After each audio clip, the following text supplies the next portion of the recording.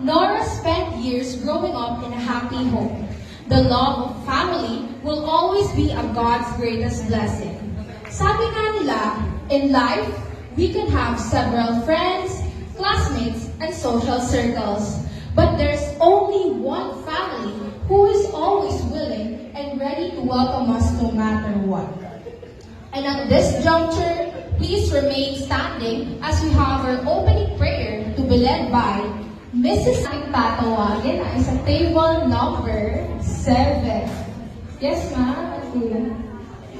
Please state your name and your relationship with Nora and paano kayo nagkakilala.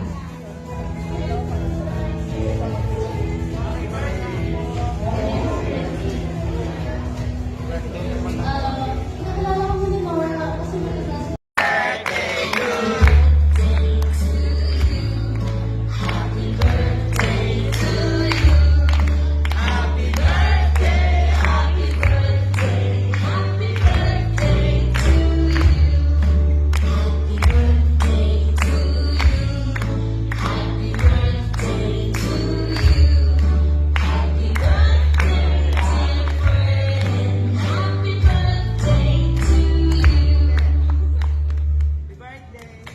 Once again, pagiging natin si Nora ng happy birthday. Happy birthday, Nora!